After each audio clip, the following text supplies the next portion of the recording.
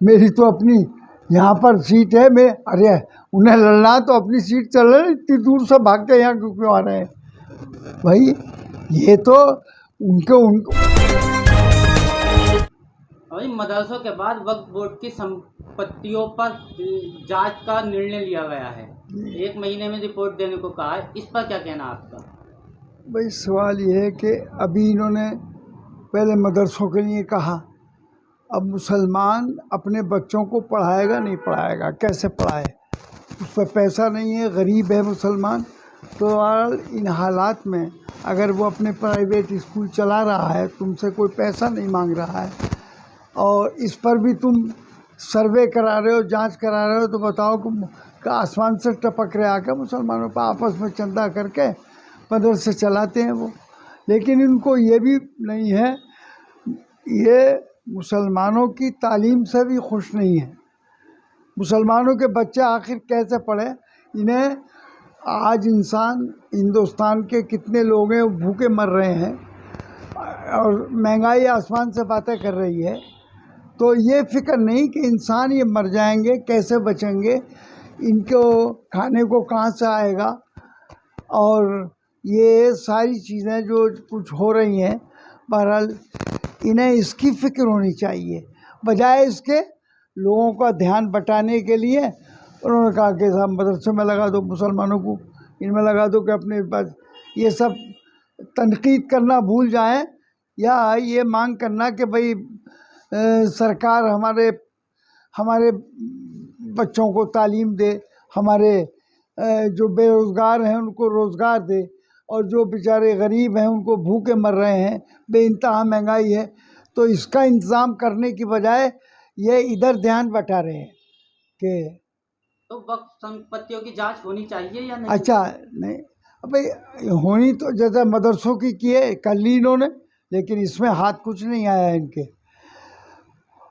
कोई उसमें कोई बेईमानी नहीं हो रही, कोई इतना बड़ा। वो लोग इनके जो करोड़ों रुपया लेकर भाग गए, यहाँ से चले गए, उनका क्या करा इन्होंने, बताओ मुझे। और अडानी और फलाने को इतना ऊंचा कर दिया कि ये तो इस काम पर लगे हुए हैं।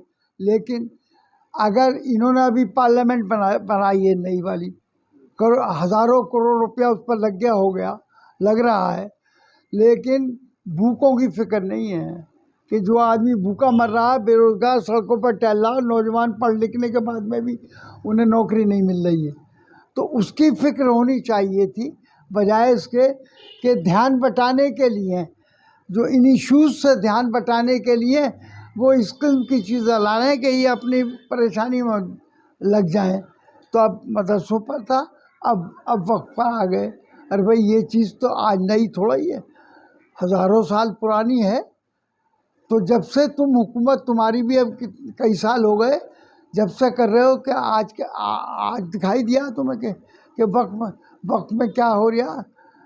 भाई तुमने मदरसों को देख लिया अभी जांच करके, अब वक्फ को कर लो। हम कब मना कर रहे हैं? हम इससे डरते नहीं कि तुम जांच कराओ जांच।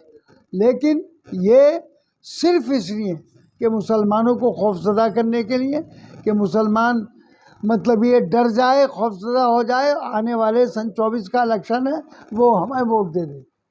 सांसद जी, नीतीश कुमार और अखिलेश यादव के बीच गठबंधन की बात चल रही है, और ये भी बात चल रही है कि नीतीश कुमार पूर्वांचल से एमपी का चुनाव लड़ेंगे, क्योंकि संभल सीट जो है बेहद सेफ मानी जाती है। अगर नीतीश कुमार यहाँ से सपा और जेडीयू से खड़े होते हैं तो क्या आप अपनी सीट छोड़ेंगे? नहीं, मैं क्यों छोड़ूंगा?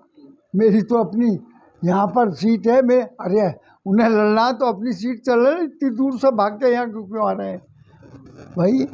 ये तो उनको सोचना चाहिए कि यहाँ मेरा ये किला है, इस किले पर हमला जिस दिन होगा तो मैं बता दूंगा क्या असर होगा जी। हाँ, तो यानी मेरी सीट को छीनने के लिए अगर इस किस्म का कोई इनकी प्लानिंग है, तो उसका बहरहाल उसमें इंशाल्लाह कामयाब नहीं हो सकेंगे।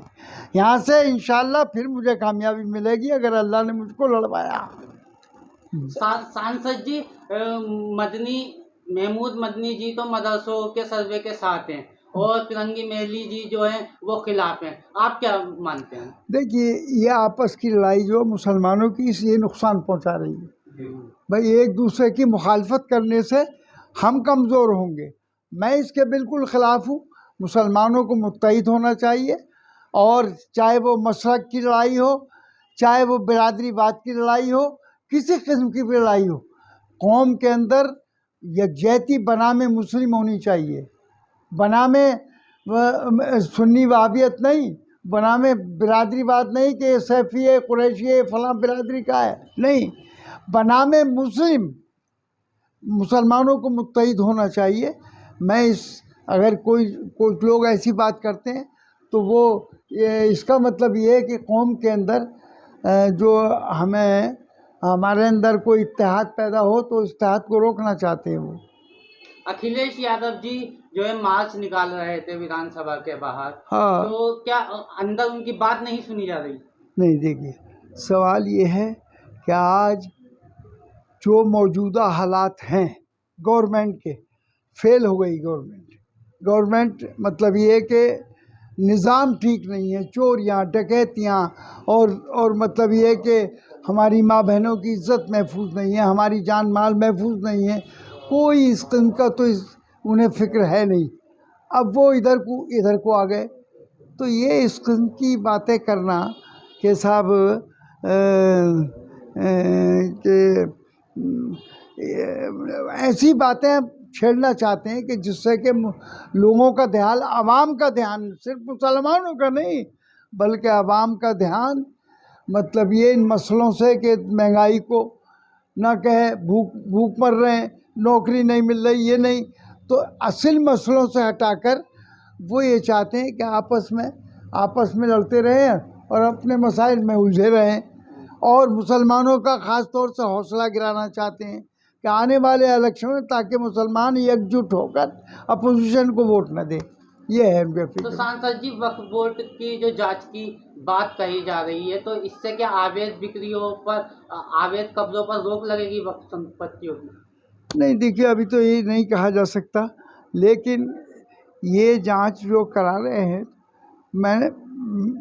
मेरा इसमें तो मैं कहना सिर्फ इतना ही है कि ये असल बातों की तरफ से तवज्जो हटाकर और वो हमें नई बातों पर उलझाना चाहते हैं ताकि हम उनकी मुखालफत, इनका जो इलेक्शन सन 24 का जो निशाना है सेंटर का, वो उसमें कामयाबी के लिए हर चाल चल रहे हैं, लेकिन ये चालें उनकी अब के फेल हो जाएंगी।